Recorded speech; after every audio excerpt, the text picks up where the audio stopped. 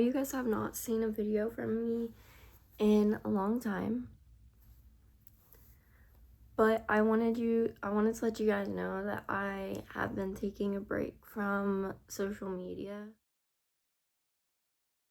How could you sit there and look me in the face, watch me cry, and lie to my face? I have a feeling you got everything you wanted, and here now wasting time stuck here like me. You're just thinking it's a small thing that happened. The world ended when it happened to me. When it happened to me. When it happened. And I say that I'm through, but this song's still for you.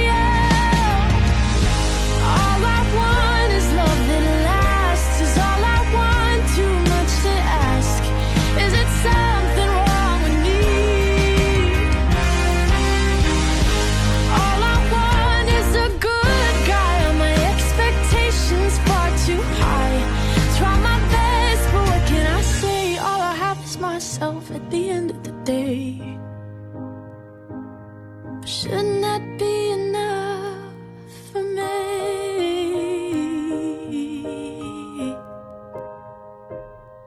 Ooh.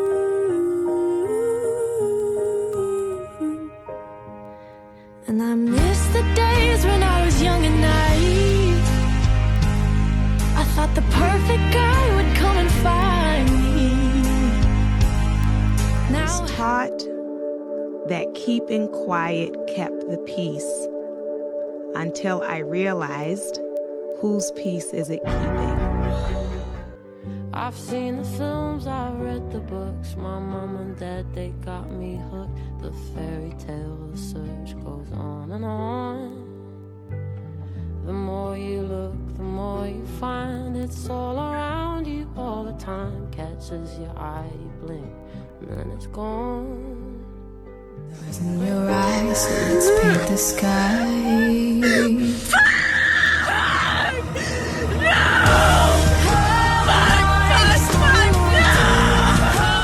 tell me what the fuck you're supposed to do when the one person that you want to talk to and the one person that you know can make you feel better is the one that's making you feel this way. Because I physically cannot leave someone until they absolutely fucking destroy me. And I mean rock bottom. The lowest I've ever been. I physically still cannot be the one to leave and cannot be the one to walk out. I don't know if it's because fucking abandonment issues or what. I don't know what to do. Someone could literally shoot me in the fucking leg and I'd end up apologizing for feeling hurt and feeling pain. Like I'm causing them pain because they shot me. I don't even know if I'm making fucking sense. I'm fucking pulled over by a fucking dentist. I mostly did not post on YouTube, but I kept it really bland on, I didn't post too much on, I feel like, TikTok and Instagram for a while. But I'm about to explain where I've been and why I've taken a break. So yeah, but if you've not already, make sure you subscribe to my channel and give this video a big thumbs up and turn on the post notifications so you never miss one of my videos. Now let's get started. Okay, so basically, I'm gonna keep this very, kind of, bland, I guess. Very, not... I want to respect other people. I want to respect people that were involved, but also this is my story to share. And if I want to share it, I'm gonna share it. But basically, my parents, they got divorced in, oh my goodness, 4 years ago, maybe now? I think 4 or 5 years ago now. So it's, or at least that's when they split and then started the divorce process, was about 4 years ago. I'm gonna say 4 years because that's what I think it is. But they split and they started doing the divorce process. I'm not going to get into why they got a divorce because that's not something I'm going to put on social media, because I'm going to respect my parents, and it's not something I'm going to post on social media. But my parents started their divorce process, and obviously, like, that was so hard on me. I have been raised by my mom and my dad my whole life, and I'm 17. I just turned 17, and they got a divorce when I was like 14, 15. Could have been 15. No, I was not 15. I was 14, I think. About to turn 15 soon that year. But obviously, the divorce, like, should have happened. Like, it was a good decision. Obviously, them getting a divorce was what was best for them and what was honestly best for us kids, me and my two brothers. But no divorce is easy, even when you know that it's like it should happen. Even though you know it's what's best, it's not easy, especially when you've been raised by those two parents all your life, and then all of a sudden they just, like, you know, get a divorce when you're like 14 years old. That's obviously not easy on a kid at all. And then, like, I think it was like the year before that, my friend passed away in a car accident. I'm not gonna go too much into detail with that because that one makes me very emotional, and I'm already about to talk about my other friend that passed away later on in the videos, so I would rather kind of like keep that one on the low because I'm trying not to cry in this video. But anyways, so basically, like, my friend passed away, my parents were getting divorced. It was a really hard moment. It was a really hard year. Going back to, like, this past 2025 was one of the hardest years, actually. One of them. Definitely probably not the hardest, but one of them. I've had multiple hard years, but this one was a hard one. In 2025, I started dating a lot more. My parents, like, when I was like 13, 14, were never really, like, they never really talked about boys with me. Like, they never really, like, I didn't know if they would like me having a boyfriend, so I had some, and I just wouldn't tell them about it. But it wasn't super serious, I guess, so that's not the worry in this video. But basically, 2025 is when I started really dating and really, like, dating boys and, like, actually, like, you know, getting to that stage in life where I told my parents about it. So I dated 2 guys in the beginning of the year. I'm definitely not going to drop any guys' names that I dated because all of them broke up with me, and I'm going to respect their privacy. But 2 of them broke up with me, and they both hit hard. Actually, that is a lie. One of them broke up with me. I broke up with the other one, but the one that I broke up with, like, it really just, he kind of, like, we were dating and then he stopped texting me for like a week because his mom didn't like that he was dating me, and, like, I was just like, no. I was like, I can't date you when you can't tell your mom. Like, I want to be able to go on dates with you. I want your mom to know about me. I don't want to be a secret girlfriend. He would call me and, like, just end the call and be like, I'm sorry, my mom's coming. And I didn't like that. I didn't want that kind of boyfriend. So I broke up with him. And we still talk to this day. But my friends don't really like him, so they tell me to stop, but I don't know. And then I dated this other guy. I'm really good friends with him right now, actually, so I have nothing against him. Honestly, the breakup, it wasn't mutual, but it wasn't like big, you know? But basically, he broke up with me for like certain reasons that I'm not gonna put on YouTube or any social media, but we broke up and we stopped talking for like all of 2025, and then we started talking January 2026, so like right about now. We've just gotten like closer and stuff.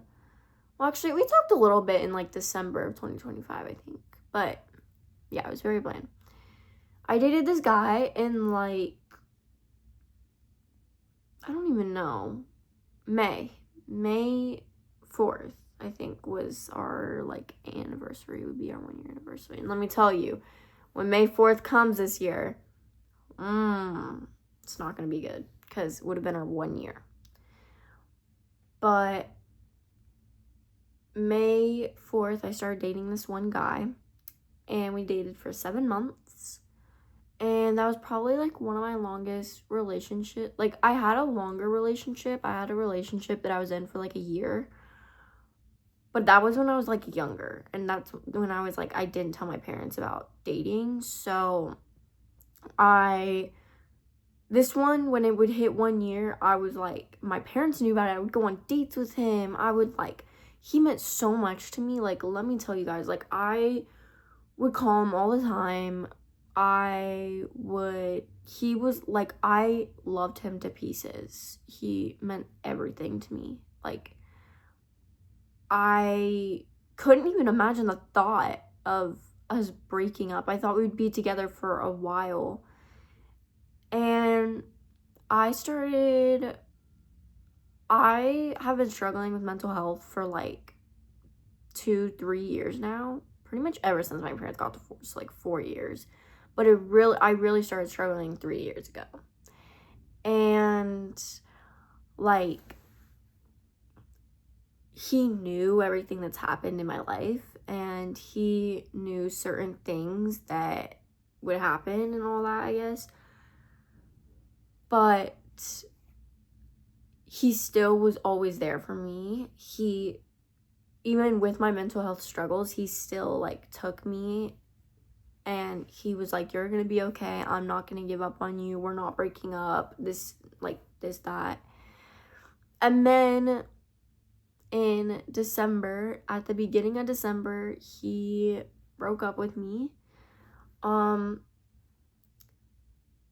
can say the reason he broke up with me, because it's like, I feel like it's okay to say online. And he broke up with me because we were drifting apart. I live far away from him. I live about 45 minutes, so not too far, but good distance. We don't go to the same school or anything. I feel like that's not why he broke up with me. Like, I feel like that's why, but I feel like at the same time, like, he just definitely, I feel like he started to lose feelings for me. I could tell there were signs. I would, like, be on the phone with him, and he would be so dry, and I was like, it's great. And I knew that something was gonna happen. I was like, I don't know what's going on. Like, I feel like I didn't do anything. And then my brain automatically went to, maybe he doesn't want me because I'm struggling with mental health. I would cry constantly. I would tell him, I'm struggling so much right now, like, help me. And like, he would be the one person, him and my best friend, he would be one of the people that I would go to, and I would just cry and cry and cry and be like, I can't do this. And that's what I thought originally he broke up with me for, and I still kind of feel like that's why he broke up with me. But he said that we just drift apart, I feel like things could have been fixed. I feel like maybe a break, if anything. Like, I feel like breaking up is just harsh. And I told him that. I was like, I feel like, why did you break up with me, like, over that? Like, you really could have we could have taken a break. I even asked him, actually, the night that we broke up, I was like, do you want to take a break? And he was like, I don't know. Then when we ended the call, he then said, we need to break up. And I remember, like, when he sent that message, I started crying, like, so bad, because he meant so much to me. I don't think that anyone could understand. So I called the one person that I feel like would understand what I really felt like and what I was really going through, and that was my little brother. And so I called my younger brother, and he gave me advice, and he was like, it's okay. And he was like, you're gonna be okay. And he was just supporting me. And then I ended the call with him, and I took everything, and I just, like, cried, and I, like, went in my mom's room, and she was sleeping. It was like 12:30 at night on a school night, and I went into her room, and I was like, Mom, I can't do this. And I was like, I could not breathe. Like, she was telling me, Katie, breathe, it's just a boy, Katie, breathe.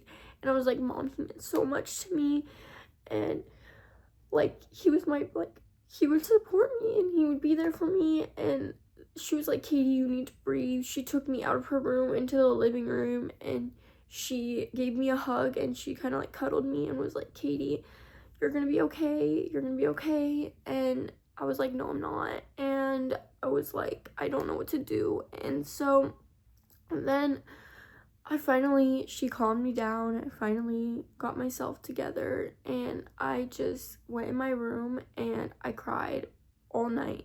I did not go to sleep at all that night. And then that's when I, like, finally went to bed at, like, 4 a.m. until 5. So I got, like, an hour of sleep. And I went out into the living room, and I saw my mom getting ready for work. And I was like, I didn't even sleep. And I was like, I can't go to school. And I just started breaking down and crying, and I was like, I miss him. And I was like, we're never gonna, like, he's, like, probably hates me. And, like, I had, like, things of his, and so I hid them in the closet because I couldn't even look at them because it'd make me cry. And so then my mom said, you don't have to go to school today. I know you're struggling. Stay home. Please sleep, eat, drink water, take care of yourself. And so I stayed home from school that day, and he went to school, and it seemed like he was, like, perfectly fine to me. And I was like, what the heck? Like, did he not have an effect? And apparently he typed it because he couldn't even cry on call because he was, like, crying so much. And I remember that, like, all of December was, like, really hard. And, like, my birthday didn't feel the same at all. Because, like, I was looking forward to, like, that text from my boyfriend of, like, happy birthday, I love you so much. And, like, I didn't get that from him. I didn't even have a boyfriend on my birthday to, like, go see. And, like, I planned to, like, go see him on my birthday. I had all my birthday plans, and, like, I planned to, like, go see him on my birthday and, like, give him a hug and kiss and, like, say hi to him and, like, all that. And, like, none of that ended up happening. And, like, I had to switch my birthday plans. And then on top of that, like, I had my best friend that was, like, a sister. She, like, passed away.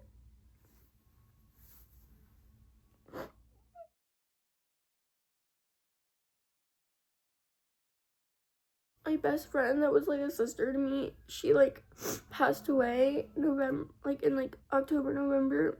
And I was in school, and I got a call from her sister, and she was like, 1 hour before her treatment, she had cancer. 1 hour before her treatment, she passed away. And I remember saying stop. And I was like, no, she didn't. And her sister was like, I'm sorry. And she was like, but she said that she loves you right before anything happened. She had a note.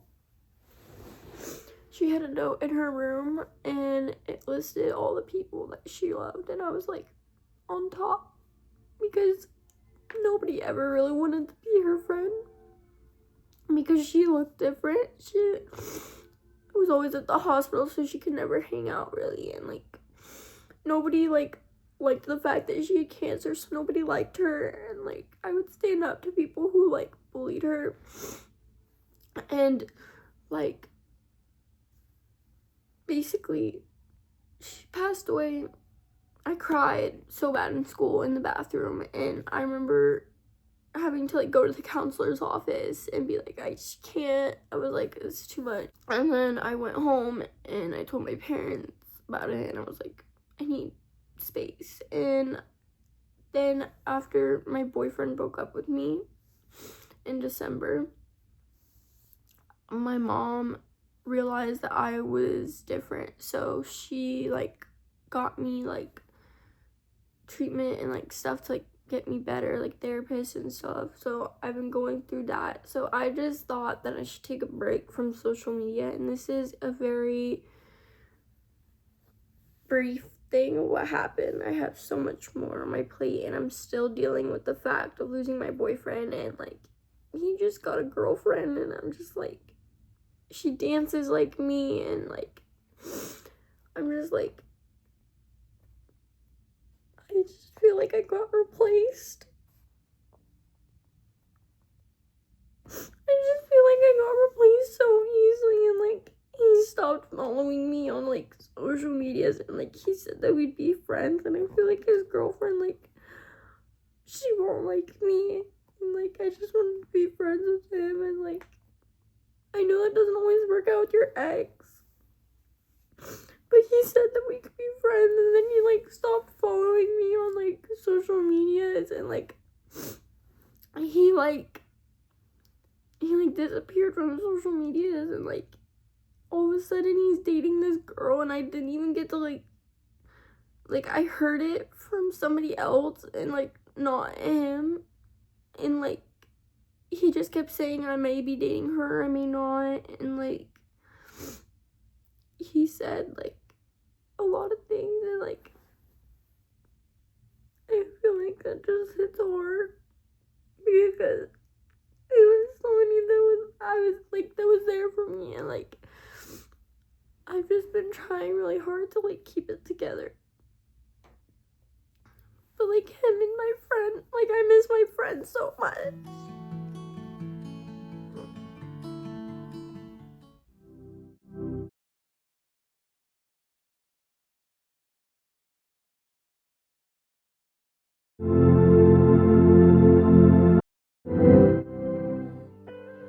I've seen the films, I've read the books. My mom and dad, they got me hooked. The fairy tale, the search goes on and on. The more you look, the more you find. It's all around you all the time. Catches your eye, you blink, and then it's gone. Brings